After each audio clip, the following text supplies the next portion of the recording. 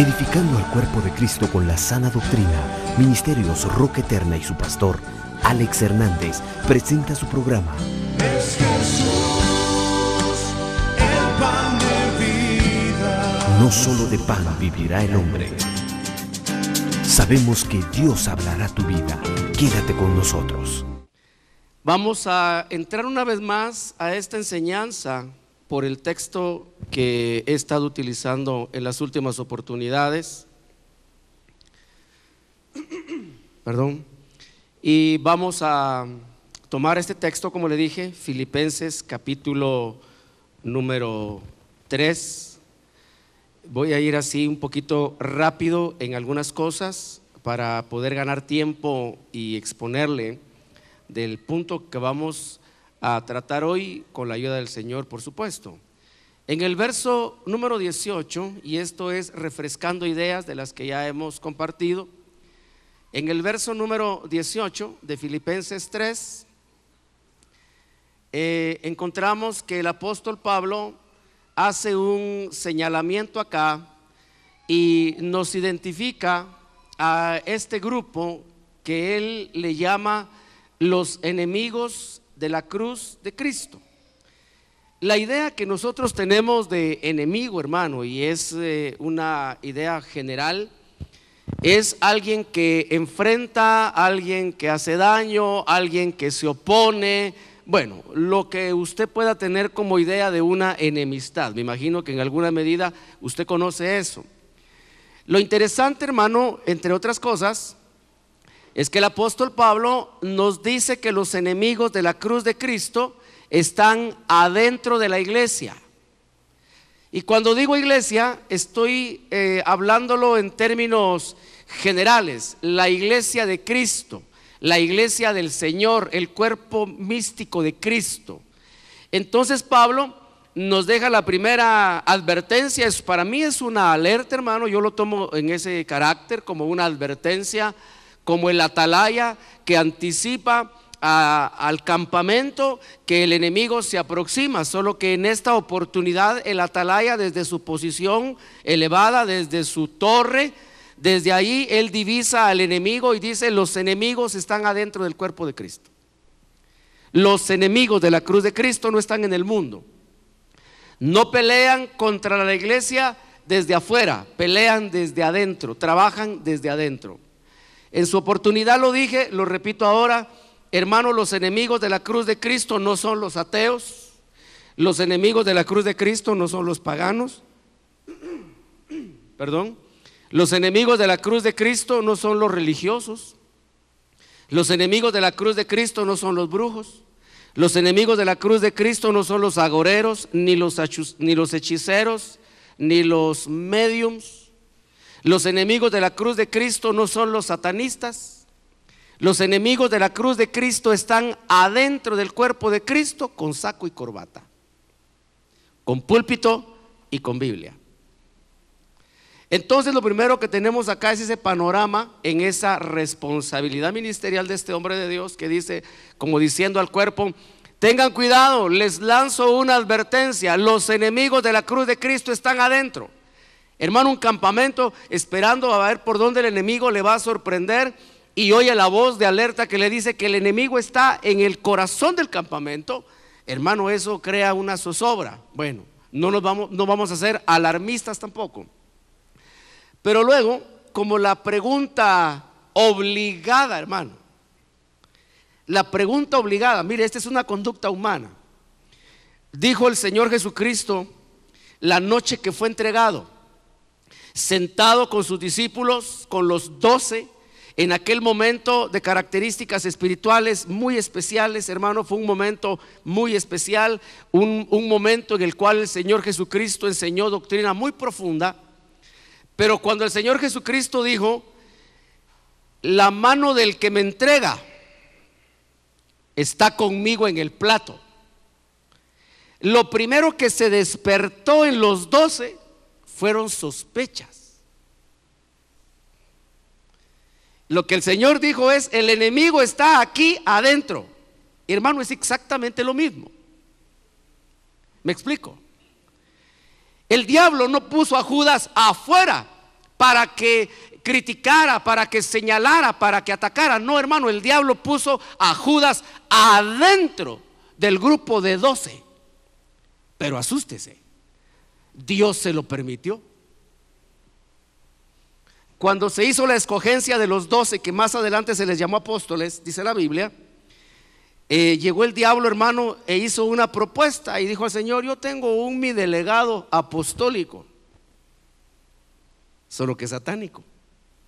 Tengo mi delegado apostólico, ¿me permites que lo instalemos ahí entre los 12?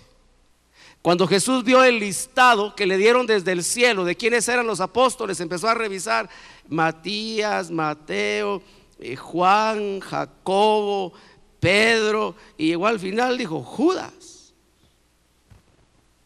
Y quizá vio al cielo y dijo: Padre, Judas también. Sí, también Judas. Por eso, hermano, no es de extrañar que hayan falsos apóstoles, porque Judas era un falso y estuvo en el círculo apostólico. Hermano, vivimos tiempos difíciles. Entonces ahora, de la misma manera, fíjese que en aquella oportunidad, dice la Escritura, entre los discípulos se empezó a mover esa espinita. ¿Y quién será? Hermano, fue de tal magnitud la inquietud que el apóstol Pedro le hizo señas a Juan, que estaba sentado. Esta es una conclusión mía, sí estaba al costado. Lo que la Biblia no dice es si a la izquierda o a la derecha, pero yo voy a hacer una conclusión personal. Yo pienso que Juan estaba sentado a la derecha y Juan se recostaba en el pecho de Jesús, dice la Biblia. Entonces Pedro le hace una señal, le hace un ademán a Juan para pedirle que le pregunte a Jesús quién es el enemigo. Y entonces cuando Pedro le hace la señal a Juan y le dijo: y entonces Juan probablemente le dijo: tranquilo, relax. Y Juan se reclinó en el pecho del Señor y le dijo: Señor, ¿y quién es el enemigo? Dice la Biblia, en ese momento Judas estaba extendiendo su mano con un trozo de pan para mojarlo en el plato. Era una costumbre judía. No me voy a meter a los detalles ahora porque pierdo tiempo. Estiró su mano y entonces Jesús le dijo a Juan: mira, el que está mojando su pan, él es el enemigo. En responsabilidad paterna, el Señor ahora nos dice quién es el enemigo. ¿Y cómo nos dice quién es el enemigo? No nos da nombres, no nos da apellidos, sino que nos da características.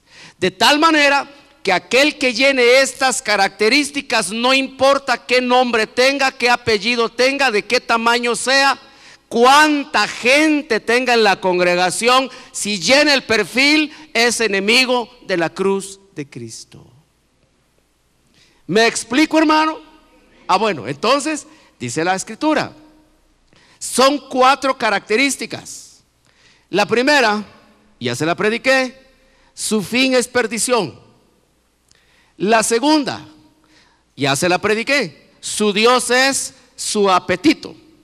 La tercera, también ya se la prediqué: su gloria está en su vergüenza. Y hoy nos vamos a ocupar de la 4ª característica de los enemigos de la cruz de Cristo. Dice la Biblia, piensan solo en las cosas terrenales. ¿Me he dado a entender? Hermano, para comprender de mejor manera esto, es necesario remitirnos un poquito a la historia de la creación y a la historia del ordenamiento de las cosas creadas, es decir, a los días que antecedieron a la creación del hombre, para poder comprender ese mensaje de por qué ellos piensan solo en las cosas terrenales. La Biblia dice, hermano, que en un momento determinado Dios decidió separar las aguas que envolvían a todo el planeta. Eso usted lo encuentra en el libro del Génesis, capítulo número 1. Y entonces, hermano, cuando Dios separó las aguas, quedaron establecidas las aguas de arriba y las aguas de abajo. Este es el momento, hermano, cuando ocurre el establecimiento de una frontera entre dos esferas, entre dos ámbitos. Voy a usar esta idea que más adelante la voy a presentar de una manera un poquito diferente, tal vez con otro término, no tanto diferente, sino con una palabra, creo yo, más apropiada. Cuando quedaron separadas las aguas de arriba de las aguas de abajo, usted lee en la Biblia, hermano, y dice la Escritura que dijo Dios a las aguas de abajo que produjeran vida. Eso está en la Biblia. Y dijo Dios: produzcan las aguas seres vivientes. Y hermano, por el poder de la palabra de Dios, las aguas empezaron a pulular de vida. De la misma manera, el Señor dio la orden en las aguas de arriba y dijo a las aguas de arriba que produjeran vida. Y entonces, hermano, así como en la tierra, fíjese, en las aguas de abajo se llenó de peces, reptiles, bestias del campo, árboles de todo tipo, de toda clase, y por último el ser humano. De la misma manera, las aguas de arriba se llenaron de ejércitos celestiales.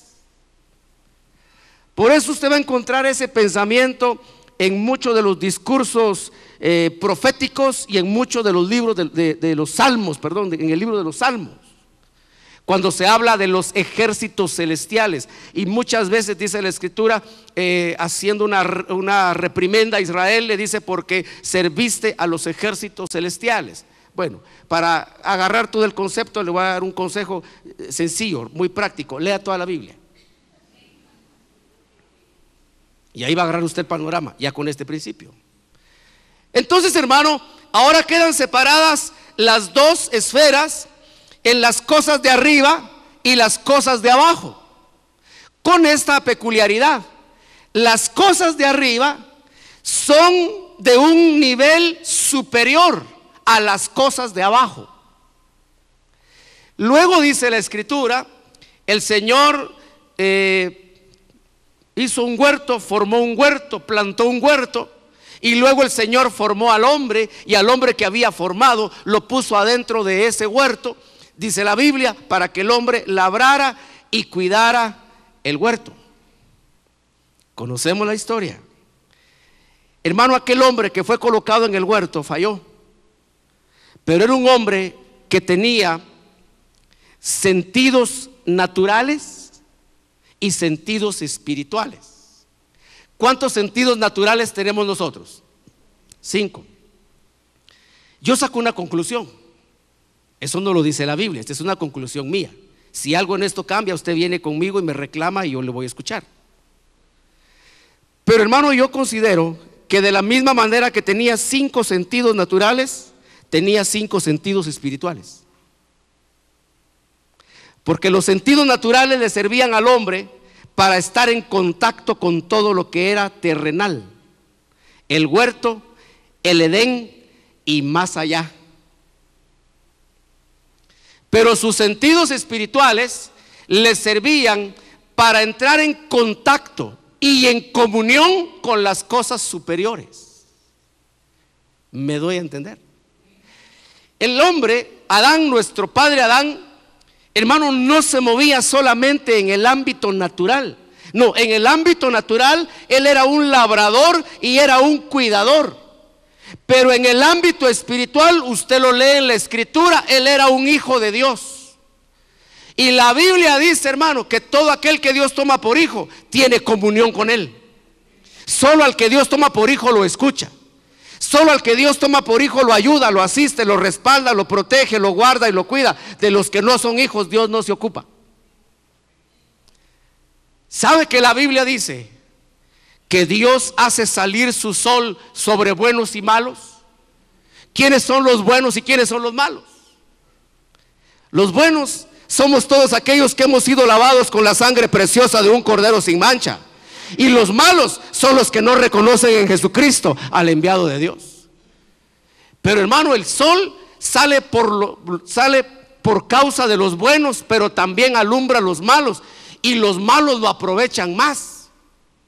Porque como no van a la iglesia, hermanos, solo en la playa se mantienen bronceándose. Por eso aquí le hemos puesto a usted estas ventanitas solares para que reciba un poquito de ese beneficio.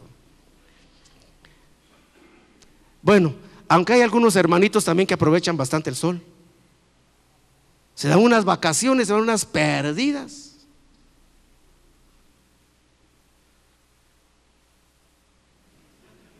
Ya se puso raro. Hoy es Santa Cena, tenemos que estar en paz.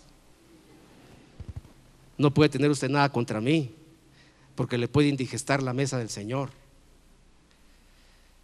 Quedaron separadas. Ahora tiene este hombre Adán sus sentidos naturales, hermano, desarrollados, potencializados, de tal manera, fíjese, que el hombre con sus sentidos naturales gobernaba la creación.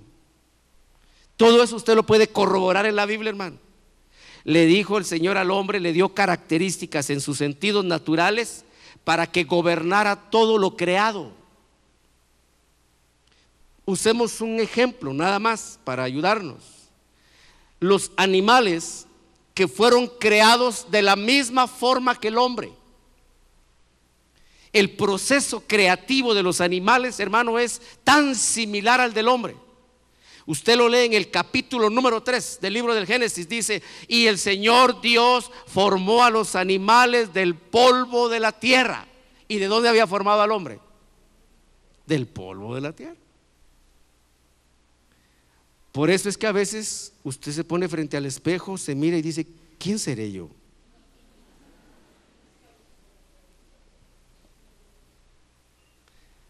La diferencia es que Dios formó a los animales del polvo de la tierra, pero no les sopló aliento de vida en sus narices. En cambio a nosotros, el Señor nos sopló aliento de vida en nuestras narices. ¿Cuándo? El día que nos convertimos a Cristo. Pero cuando no teníamos a Cristo, no teníamos aliento de vida en nuestras narices. Entonces éramos como los animales, dice la Biblia. No se va a enojar conmigo. Eso dice la Escritura. Ahora el hombre, hermano, tiene sus sentidos naturales muy desarrollados. Con esos sentidos naturales él gobierna la naturaleza, gobierna los animales. Hermano, usted no ve a Adán, hermano, con un taparrabo, cruzando por el huerto tomado de una liana, ¿verdad? No lo ve así, hermano. Peleándose con los leones, los hipopótamos y los elefantes. No lo ve así, porque no es Tarzán, sino un hombre que sujeta la creación con sus sentidos naturales. Pero cuando Dios bajaba al huerto, ¿con qué sentidos entraba Adán en comunión con Dios? Con sus sentidos espirituales. Entonces sus sentidos espirituales le servían a Adán para entrar en contacto y en comunión con la realidad espiritual. Pero sus sentidos naturales le servían para administrar su realidad natural. ¿Sabe que de este principio viene esa enseñanza? Por eso dice el texto, usted lo lee conmigo, corrobórelo ahí en su Biblia. Dice la palabra que los enemigos de la cruz de Cristo no piensan en las cosas de arriba, piensan solo en las cosas de la tierra. ¿Qué es lo que hacen estos susodichos entonces? Toman la palabra de Dios e inmediatamente la traducen en ideas, argumentos y doctrinas que tienen solamente que ver con las cosas terrenales. Por eso, hermano, es que usted lo puede corroborar. Se toma un texto de la Escritura e inmediatamente se convierte al texto de la Escritura, o se pretende convertir al texto de la Escritura en una maquinita de hacer dinero. Eso usted lo ve, hermano.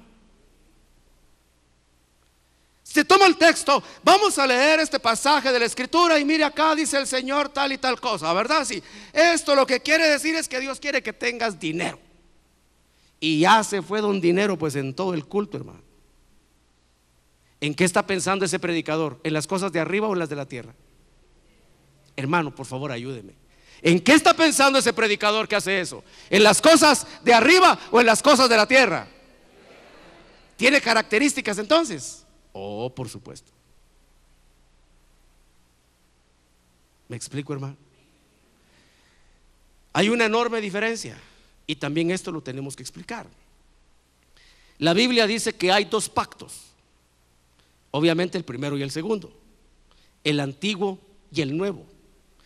La noche que Jesús fue entregado, dice la Biblia, de lo cual hoy vamos a hacer una remembranza de ese precioso momento, que el Señor tomó una copa y en la copa había vino y dijo el Señor: esta es la copa de un nuevo pacto. La Biblia dice que en el momento que Jesús pronunció esas palabras, el antiguo pacto empezó a envejecer, y la Biblia dice que todo lo que se envejece está condenado a desaparecer con el tiempo. Ahora bien, en el primer pacto, hermano, las promesas eran terrenales.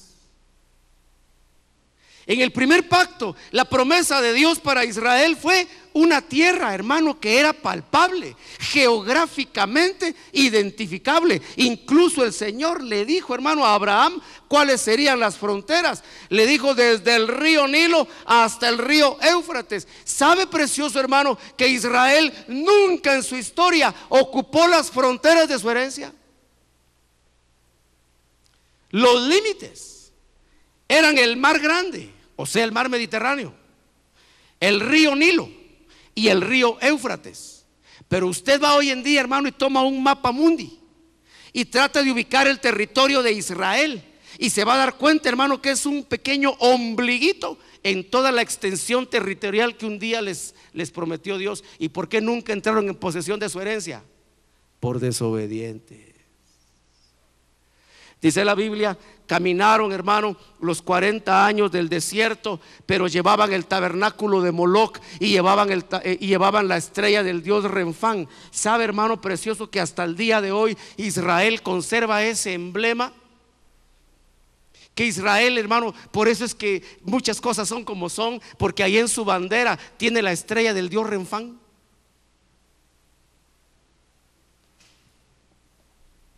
Claro, ahora es un asunto político, pero no tiene ningún carácter místico.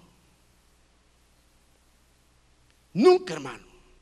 Ellos pudieron decir: nuestras fronteras, el río Nilo hasta el río Éufrates. Hermano, a duras penas lograban tener ciertas porciones de terreno, y cuando ya habían logrado asentarse en alguna zona de su territorio, venían los enemigos y hacían desbandadas. Hermano, usted lee la historia en el libro de los Jueces, es una historia trágica de derrota tras derrota para el pueblo de Dios. En el antiguo pacto, los enemigos también eran físicos, eran enemigos naturales. Hermano, ningún enemigo de Israel, ellos pudieron decirle: en el nombre del Señor te reprendemos, y los enemigos se iban para atrás huyendo. Jamás. ¿Sabe qué era la victoria de ellos? Señor, ¿los vamos a vencer o ellos nos van a ganar? Y decía el Señor: no, ustedes van a ganar. Sí, hermano, van a ganar, pero quedaban muertos en el campo de batalla. Israel menguaba a sus enemigos, pero también sus filas eran diezmadas. Y, hermano, los muertos no eran muertos imaginarios, eran muertos reales, hermano. Los enemigos eran de carne y hueso, y algunos, dice la Escritura, medían 4,5 metros. Enormes los enemigos de Israel. Cuando llegaron a Canaán, dice la Biblia, Canaán estaba ocupada por 7 naciones. Hermano, eso no era: ay, es que sentí que un aire me cruzó aquí por la nuca, y se asustaban. No, eran gigantes. Dice la Biblia que de Og, un rey amorreo, su cama medía 4,5 metros de largo, y probablemente se le salían los pies. Esa es una exageración mía. Hermano, Israel no tuvo enemigos como los nuestros. Hermano, Israel podía enfrentar o enfrentaba inevitablemente. Oiga esto, yo quiero que usted agarre este pensamiento, es importantísimo. Cuando Israel iba a enfrentar a sus enemigos, muchas veces no pudo evitar que si el pueblo estaba en desobediencia, Dios no los respaldaba, y entonces los enemigos prevalecían contra Israel, y los padres de familia de Israel veían cómo el enemigo masacraba a sus hijos. Hermanos, veían cómo sus mujeres eran llevadas como esclavas, veían cómo sus mujeres eran violadas y sus hijos llevados como esclavos, porque estaban en desobediencia a Dios, y entonces Dios permitía que sus enemigos prevalecieran contra ellos. La última evidencia se dio, hermano, en la segunda deportación, el segundo exilio que Israel vivió en Babilonia, del cual apenas una pequeña parte logró regresar a su tierra. Pero no dijo el Señor, vendrá un enemigo místico. No, no, hermano, apareció Nabucodonosor encabezando sus ejércitos, espadas, lanzas, flechas, escudos, todo el armamento. Hermano, los niños eran literalmente masacrados, las mujeres violadas, porque era un pueblo desobediente. Pero en el sentido espiritual ocurre lo mismo. Cuando los padres de familia, hermano, no estamos delante de Dios caminando como Dios quiere, nuestros hijos son expuestos a que el enemigo haga con ellos como el enemigo le parece. Y por eso muchas veces estamos llorando, hermano, pero ¿qué será que los muchachos están tan rebeldes? Revise sus cuentas. Hermano, ¿qué será que están tan insolentes? Revise sus cuentas. Y en el peor de los casos hay algunos que abiertamente lanzan a sus hijos en los brazos del enemigo. No hay disciplina en la casa, no hay reglas, no, si él quiere ir a la parranda que sea, anda nene. ¿Me doy a entender, hermano? Para Israel sus enemigos eran naturales, para nosotros no. Hermano, nuestros enemigos no son físicos. ¿O son físicos? No son físicos. Dice Efesios capítulo número 6, porque nuestra lucha no es contra carne y sangre, sino contra huestes, principados, gobernadores, señores de maldad en las regiones celestiales. Hermano, usted y yo estamos aquí abajo, pero nuestras batallas están allá arriba. En el primer pacto, la bendición de Dios era material. En el primer pacto, la bendición de Dios, hermano, era tangible. Y yo debo aclarar este punto, hermano. A Abraham, cuando Dios le dijo, ciertamente te bendeciré, lo que Dios le estaba diciendo es, te voy a hacer millonario. Ese es un texto bíblico. Pero resulta que cuando Jesús aparece en la tierra, dice la palabra del Señor que Jesús vino a reformar todas las cosas. Reformó las promesas. ¿Y qué hizo con las promesas? Las mejoró. ¿Por qué las mejoró? Porque las promesas del primer pacto eran terrenales, las promesas del segundo pacto son celestiales. Dice la Biblia que Jesús reformó el concepto de bendición. En el primer pacto, tener dinero, tener riquezas, tener ganados, porque en aquellos tiempos bíblicos la riqueza se medía en función del ganado, cabras, ovejas, asnos, camellos, esclavos, así se medía la riqueza. Un hombre era muy rico entre más ganados tuviese. En el primer pacto, la bendición de Dios era acumular cosas terrenales. En el segundo pacto no. En el segundo pacto, a las cosas materiales el Señor Jesucristo le llamó añadiduras.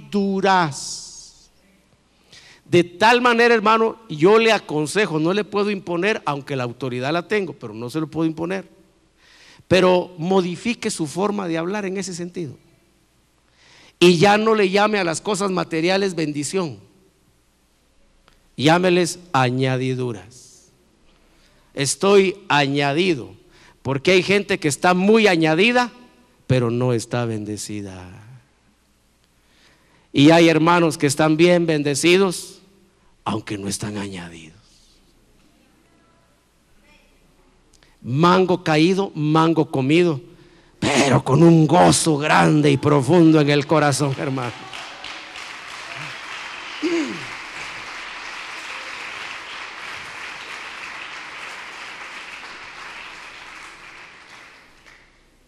Gloria a Dios.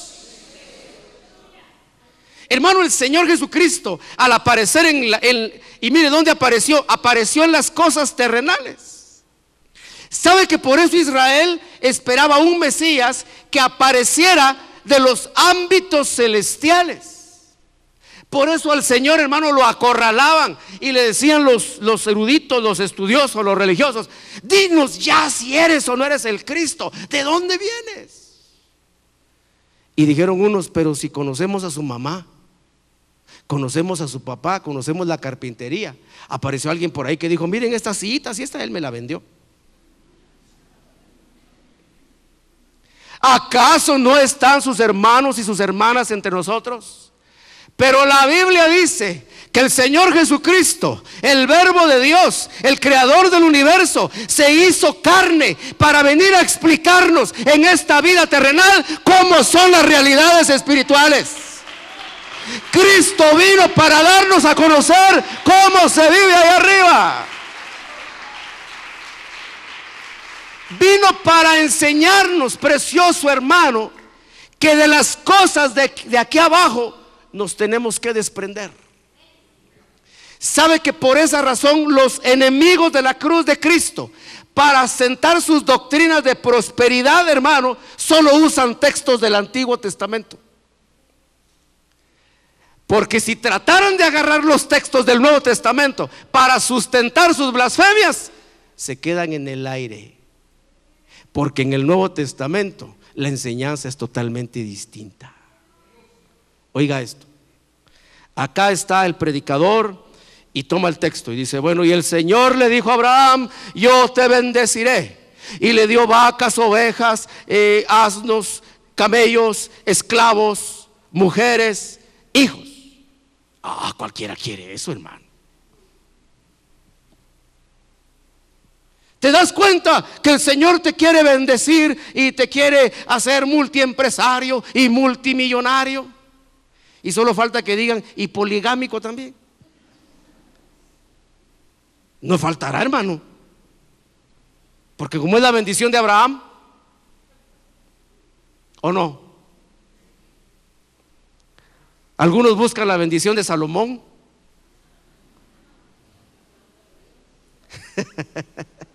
Pero mire, hermano, no tardará. No, si es que el diablo es diablo y ha sido diablo todo el tiempo. Pero aparece el Señor Jesucristo y levanta su voz y dijo: no os acumuléis tesoros en la tierra. Entonces todo el que dice lo contrario de lo que Cristo dijo es enemigo de la cruz de Cristo. Porque los enemigos de la cruz de Cristo dicen: acumula. Cristo dijo: no acumules. ¿A quién le creemos? ¿Me doy a entender, hermano? Entonces ahora mire cómo se mueve esto. Resulta que todo aquello que se le llamó bendición en el primer pacto, el Señor Jesucristo dijo: no, esa no es bendición, esa es añadidura. De tal manera, hermano precioso, que tus zapatos, tu vestido, tu casita, tu carrito, todo lo que tienes son añadiduras. Y hoy las tienes y mañana te las pueden quitar. Por eso dijo Pablo: es que desnudo salí de allá y desnudo voy a regresar. Hermano, hoy en día hay personas que cuando se les evangeliza, lo primero que dicen es: mire, yo no quiero oír nada de evangelio, no quiero oír nada de iglesia, no quiero saber nada de pastores porque son unos sinvergüenzas. Probablemente a usted se lo han dicho. Probablemente a usted su jefe lo ridiculiza y le dice, quizá usted es jefe ahí donde está, pero tiene jefe obviamente, ¿verdad? Usted es gerente, yo no sé, hermano, bendito sea Dios por el puesto que tiene. Y le dice a su jefe, ¿qué? ¿Y vos también sos de esos que van allá a la iglesia que les roben esos sinvergüenzas? Y dice, no le llame así a mi pastor. No, usted baja la cabeza. Hermano, pero es verdad. Aunque nos cueste admitirlo, es verdad. Hay gente que no quiere saber nada del evangelio por esos excesos y esos abusos. Y hermano, es tan terrible oír a esos personajes decir, pero no importa en qué nos critiquen, seguiremos haciendo la voluntad de Dios. ¿Eso es la voluntad de Dios, hermano? Pero son sus argumentos. Dice la escritura, yo quiero que usted me acompañe, hermano, Mateo capítulo número 7. Yo necesito que usted conserve esta base escritural. Los enemigos de la cruz de Cristo piensan solo en las cosas terrenales. Entonces, ¿qué es lo que hace esta gente, hermano? Toman la Biblia, toman los textos bíblicos y así, mire, hermano, haciendo unos malabares. Yo me quedo con la boca abierta, hermano. ¿No cree usted que yo no le doy seguimiento a esas cosas, hermano, por televisión? No, sí les doy seguimiento, porque necesito enriquecer mi conocimiento para luego cotejarlo con la escritura. Porque, hermano, si al final yo descubro que yo estoy equivocado, hago pacto. Es que si, hermano, por papo me perdería yo de todo eso. ¿No cree usted? Si yo con la Biblia compruebo que yo estoy equivocado, hermano, hago pacto. ¿Para qué me voy a pasar esta vida así? Como dijo aquel, esta vida mejor que se acabe. No. Ahora, cuando voy a la Biblia, hermano, yo encuentro que los enemigos de la cruz de Cristo están allá adentro y haciendo lo que están haciendo. Capítulo 7, en el Evangelio de Mateo. Mire, pues, por estar peleando con los enemigos de la cruz, ya estaba yo en otra cita. Capítulo número 6 del Evangelio de Mateo, verso número 31. Por tanto, ese es un decreto divino. Cada vez que usted encuentre en la escritura el principio de este enunciado así, por tanto, o por consiguiente, o por esta razón, lo que usted va a leer enseguida es un decreto divino. ¿Me explico? Y los decretos divinos nadie los puede cambiar. Entonces dice el texto, oiga, está hablando Jesús, el que hizo la tierra, el que hizo el universo, el que hizo todas las cosas. Dice la palabra del Señor, Él creó el mundo y ahora estaba en el mundo. Dice ahora en el 31, por tanto, no os preocupéis. Bueno, aquí tenemos que ir poniendo equilibrio en las cosas, hermano.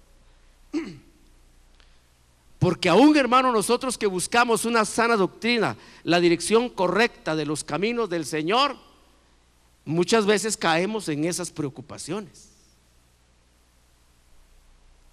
¿Y cuál es la preocupación? Dice, no os preocupéis diciendo, ¿qué comeremos? ¿O qué beberemos? ¿O con qué nos vestiremos? Porque los que no conocen a Dios, esto es lo que está diciendo acá el término gentiles, de los cuales nosotros fuimos parte algún día, pero quiso la gracia divina en el cumplimiento del tiempo, el amor de Dios en su escogencia, revelar a su Hijo en nosotros para que fuéramos salvos. Dice, porque los que no conocen a Dios buscan ansiosamente todas estas cosas. El que no conoce a Dios, hermano, está empeñado, está ocupado, buscando la manera de hacer cada día más dinero, porque está preocupado qué va a comer, qué va a beber y con qué se va a vestir. Eso no quiere decir que no hay que trabajar. La Biblia dice que el que no trabaja, que tampoco coma. Hay que trabajar, pero sin ansiedad, Pero usted no me va a dejar mentir que caemos en la trampita del diablo, hermano. ¿O no? Caemos cuando venimos a darnos cuenta. Estamos también nosotros ansiosos. Padre, es que me regalaron esta cartera, pero no tengo zapatos. Provéeme, Señor.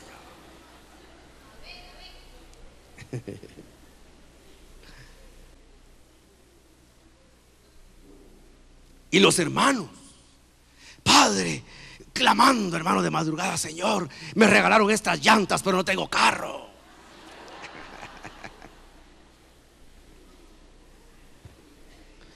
Peor aún: Señor, me regalaron este llavero, pero no tengo carro. Nos ponemos ansiosos. No, hermano, mire lo que dice la Biblia. Los que no conocen a Dios se ponen ansiosos por su comida, su bebida y su vestido. Vuestro Padre Celestial sabe que necesitas todas estas cosas. Nuestro Padre Celestial sabe que necesitamos. Y antes que lo pidamos, Él ya lo tiene preparado. ¿Qué se necesita? Den una ofrenda de palmas.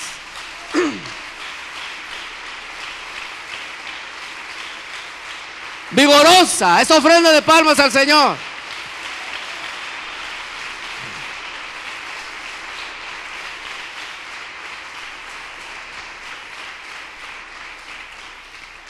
Dice, Él sabe qué necesitas.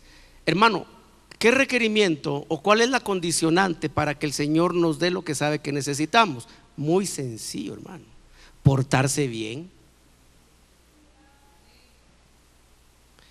Y si en algún momento te hace así como aquí está, pero todavía no te lo voy a dar, es porque está probando tu paciencia. Sabe, hermano, que Dios no prueba nuestras fuerzas. Si Dios probara nuestras fuerzas, ay, hermano, hace rato que lo hubiéramos cafeceado y sopeado y jamoneado. Él no prueba nuestras fuerzas, Él prueba nuestra fe. Por eso a veces decimos: ya siento que no doy más. No, no te están probando tu fuerza, te están probando tu fe. El Señor sabe qué necesitamos. ¿Qué hay que hacer para recibirlo? Lo dijo Santiago: es que pides y no recibes porque pides mal. Pides para tus propios placeres, pero si pidieras conforme a la voluntad de Dios. Me regala un minuto extra para contarle esto. La noche, hermano, que yo tomé la decisión de obedecer el llamado de Dios al ministerio, entre muchas complicaciones y situaciones, hermano, allí, yo no le voy a decir, estaba así como: ay, Señor, quiero hacer tu voluntad, heme aquí, envíame a mí. No, hermano, estaba tirado en el piso, renuente. Pero dije: Señor, está bien, voy a obedecer tu llamamiento. Y luego vino una pregunta asaltó mi corazón y mi pensamiento. Y dije: Señor, ¿y de dónde van a salir las ovejas? Y hoy tengo la respuesta ante mis ojos: que Dios tenía preparadas las ovejas. Antes que la palabra está en tu boca, el Señor ya la conoce, porque es Dios de misericordia, es Dios grande y poderoso, que cumple sus propósitos, que cumple sus objetivos, y no hay poder que lo pueda detener, porque nuestro Dios es el Dios todopoderoso, y a su nombre. El Señor sabe, hermano, que un pastor necesita tener ovejas. Me encuentro con un hombre, me da una tarjetita de presentación, dice apóstol, profeta y pastor. Decía la tarjetita de presentación. Y yo la tomé y le digo: ah, usted es apóstol, es profeta y es pastor. Sí. ¿Y dónde está pastoreando, hermano? No, todavía no estoy pastoreándome. Y entonces, hermano, a mí hasta el día de hoy me da pena decir que soy pastor, pero no porque me dé vergüenza, sino porque veo la dimensión, veo la estatura que eso representa, hermano, y sé que no doy la medida. Y eso me apena. Y hermano, cuando miro que mi corazón no da la medida de pastor que la palabra presenta, digo, Señor, me da pena decir que soy pastor. Por eso me gusta usar aquella expresión de: ¿y usted qué es? Siervo inútil. Y lo dijo el Señor. Dijo: di, siervos inútiles somos, solo hacemos lo que tenemos que hacer. O sea, tengo el aval del Señor. Bueno, mire lo que dice el verso 33. Pero busca primero su reino y su justicia, y todas estas cosas os serán añadidas. Cuando tú buscas primero el reino de Dios y su justicia, te añaden tu panito, tus frijolitos, tus huevitos rancheros, tu jamoncito, tu pasta Alfredo, tu frutti di mari, tu puyazo 3/4.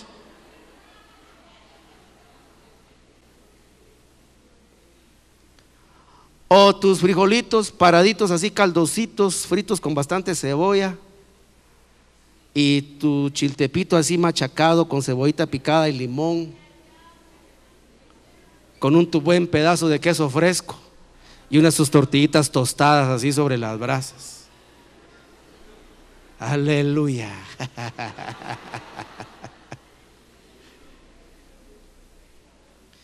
Ese es un manjar para mí, hermano, es un manjar, porque soy hombre de maíz. Dice: busca primero su reino, llámalo rey, hónralo como rey, instálalo como rey en tu corazón, llámale rey de reyes y señor de los señores. Haz del Señor tu rey, busca su reino. Ahora oye esto, precioso hermano. Cuando Pilato le dijo al Señor: ¿no sabes que yo tengo autoridad para matarte o para perdonarte la vida? Entonces le dijo al Señor: tú no tendrías autoridad sobre mí si no te lo hubieran dado de allá arriba, porque mi reino no es de este mundo, mi reino es de allá arriba. Y a su nombre.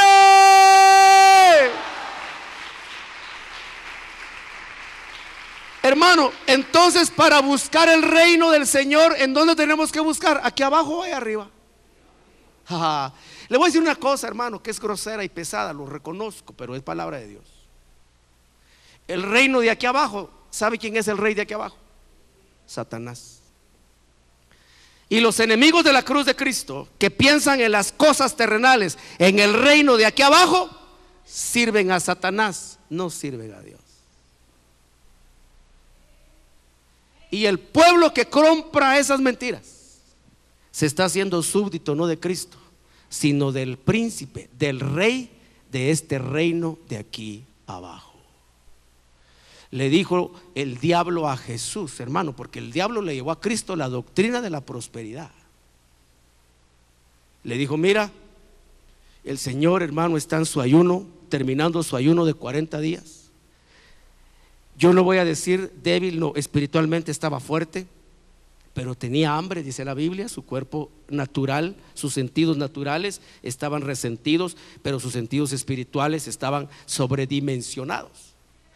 Y entonces llega el diablo con la oferta y le dice, entre otras cosas, 2 más, y le dice: mira, si te postras, te tengo un regalito. Mira los reinos del mundo.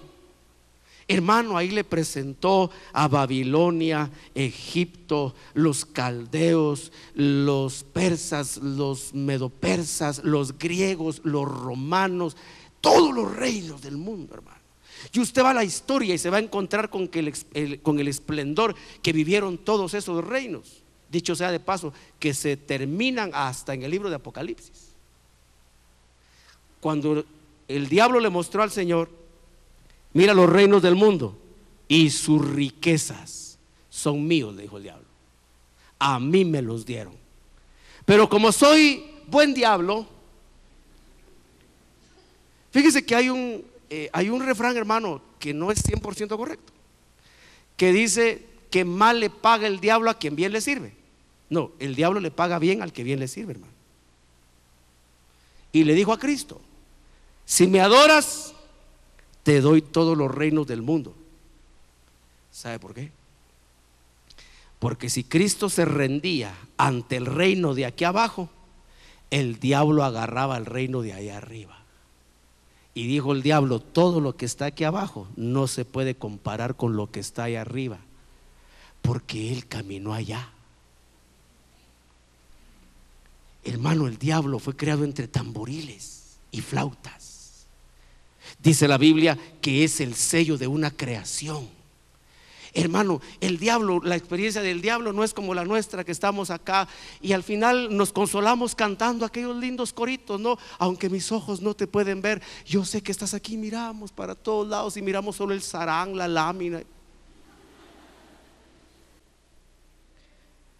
El diablo estaba en la presencia misma del trono de Dios y veía la gloria de Dios y vio que era algo de una dimensión extraordinaria, que dijo: en ese trono yo me voy a sentar.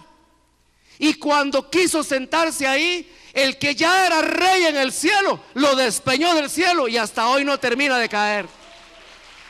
Por eso dijo el Señor Jesucristo: yo vi caer a Satanás como un rayo del cielo. Pero el diablo sabe, hermano, que las cosas de arriba son las verdaderamente valiosas. El diablo lo sabe. Entonces le dijo a Cristo, este era un intercambio: adórame y te doy las cosas de la tierra, y yo me voy a quedar con las cosas de arriba. Porque en el momento que Cristo adora al diablo aquí abajo, se queda vacío el trono que estaba preparado ahí arriba.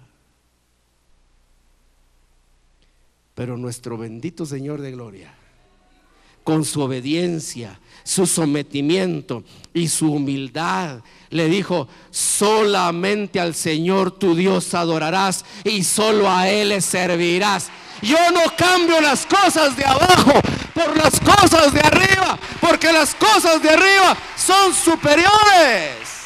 Y a su nombre. Ahora dice el texto, dice la Biblia: los que no conocen a Dios se ponen ansiosos por ganar las cosas de aquí abajo. Hermano, por supuesto que Dios no quiere que usted viva en la lipidia. Déjeme poner el equilibrio. También la maldición puede ser pobreza. Perdón, al revés. Puro el Chavo el 8. Esa es la idea. Hermano, también la pobreza puede ser maldición, producto de una maldición. Eso también hay que escudriñarlo con discernimiento espiritual. Pero acá, hermano, dice el texto: busca primero lo de arriba y lo de aquí abajo te lo van a añadir. Hermano, y Dios quiere que usted esté añadido, que tenga la añadidura de su casita, de su carrito. Dios quiere que usted tenga, hermano, por supuesto. Eso sí, primero busca el reino de Dios. ¿Y qué significa buscar la justicia de Dios? Caminar así, mire, vertical. Eso es buscar la justicia. Buscar la justicia no es que gane el más justo el 11 de septiembre. Aquí abajo no hay justicia. Y es un error pensar que aún principios bíblicos pueden establecer la justicia en este mundo corrompido, renuente a las cosas de Dios. Dice entonces: busca primero su reino y su justicia, y todo lo que necesitas te lo van a añadir. Subamos al siguiente texto, verso 34. Por tanto, dice: no os preocupéis por el día de mañana. Pero la enseñanza de los enemigos de la cruz de Cristo dice: pídele al Señor hoy el pan que te va a servir para toda tu vida. Tergiversando el texto bíblico: danos hoy el pan de cada día. ¿Qué significa eso? Significa que hoy le tienes que pedir al Señor el pan que te va a servir para vivir toda tu vida. ¿Cuántos años vas a vivir? Pienso unos 40 más todavía.